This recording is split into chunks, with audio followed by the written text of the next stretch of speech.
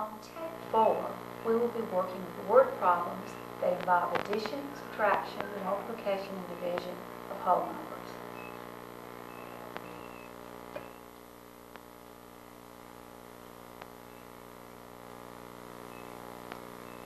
As we begin our work with whole number application problems, let's begin with those that involve addition. In addition,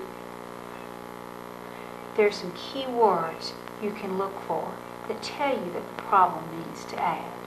Words like find the total, find the sum, combine, or join. Usually, when these words are found in an application problem, they mean to add. So let's look at an example.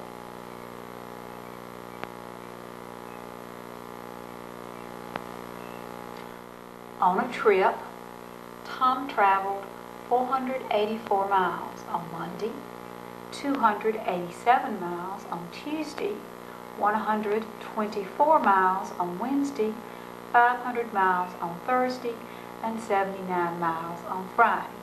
Find the total number of miles he drove during the week.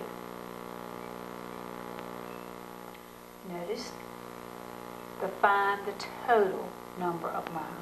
That's the key to the fact that it's an addition problem. So what we want to do is to add up the number of miles that he drove each day. So let's write down the number of miles that he drove each day.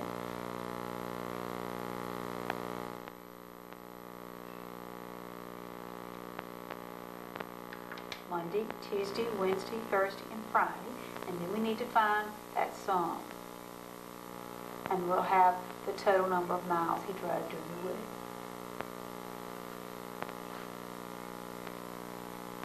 So if we add that up, 4 plus 7 gives us 11. 11 plus 4 is 15. Plus the 9 is 24. Put down our 4. Carry our 2. 2 and 8 is 10. And 8 is 18. And 2 is 20. And 7 gives us 27. We carry our 2. 2 and 4 is 6. And 2 is 8. And 1 is 9. And 5 is 14. So during the week, he drove a total of 1,474 miles. Make sure when you're doing an application problem that you include the unit that you're talking about with your answer.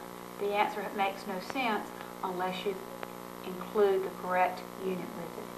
Also, if you ever have a word problem in which there's a word that you do not understand, the first thing you want to do is to look up that word and get its definition straight before you start trying to figure out what to do with the problem.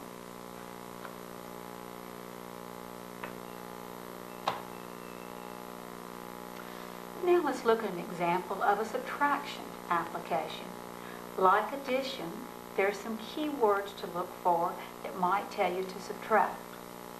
Many times in subtraction, you're comparing two items. When you're comparing, you often see words like how much more, how much less, or how much longer, how much shorter, how much farther. Anything that relates to comparing items is usually a subtraction problem. Also, you might see something like cut off or take away. These are things that often mean to subtract. So let's look at an example of a subtraction problem. Bill Coates sold his house for $68,965. He's built a new house that cost him $135,425. How much more expensive is his new house than his old one? The key phrase here is how much more expensive. What we're doing is we're comparing the cost of the two houses. So that's the key to letting us know that we want to subtract. Now we need to make sure we put the price of the more expensive house down first, so we'll write it down, and then we'll write the other one down, and we'll be ready to subtract.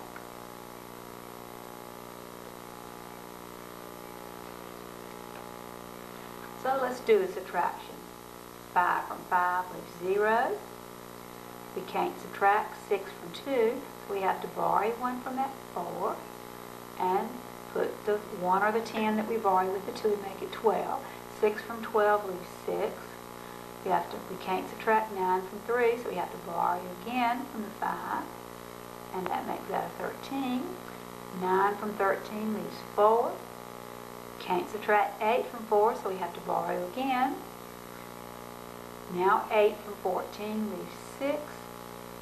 We can't subtract 6 from 2, so we borrow from that 1, make that a 12. 6 from 12 leaves 6.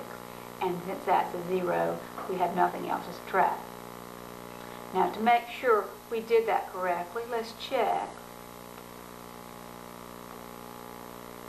by adding our answer or our difference to our subtrahend. We do that. 5 and 0 is 5, 6 and 6 is 12, 1 and 9 is 10, and 4 is 14, 1 and 8 is 9, and 6 is 15, 1 and 6 and 7 and 6 is 13. So we get the 135,425 that we started with. Now, we do need to make sure that we know what our answer is, though. Our answer was the 66,460, so I'm going to write that down to make sure I'm aware of that. And this time, my unit is just dollars, so I want to make sure I put the dollar sign.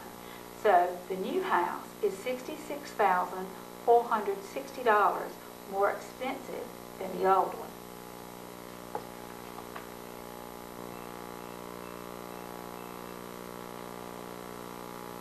Now let's look at a multiplication application.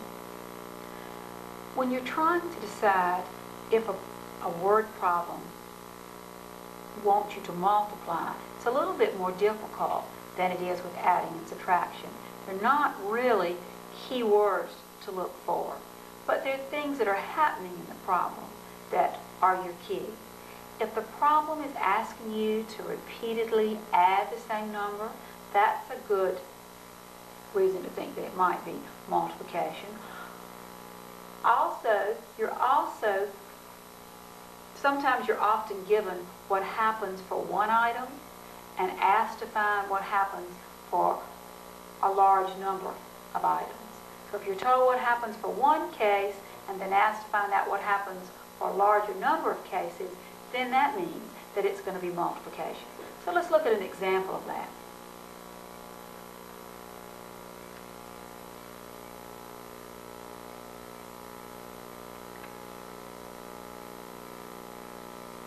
A case of drinks contains 24 drinks.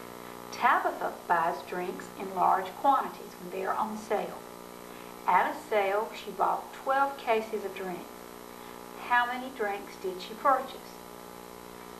Now, what we're being told that one case of drinks contains 24 drinks, and she's going to buy 12 cases of drinks. So we could think of it as being repeated addition, in that for every case we have another 24 drinks, so we could keep writing the 24 drinks down 12 times, and we'd be doing repeated addition. Or we might think of it as it's telling us what one case contains. One case contains 24 drinks, and then we want to know how many drinks are in 12 cases. So we are going to multiply. So let's do a multiplication. We can either write down 24 times 12 or 12 times 24. You can, of course, can multiply in any order, so it doesn't matter which way we do it. If we do 24 times 12, 2 times 4 is 8, 2 times 2 is 4, then multiply by our 1, 1 times 4 is 4, 1 times 2 is 2.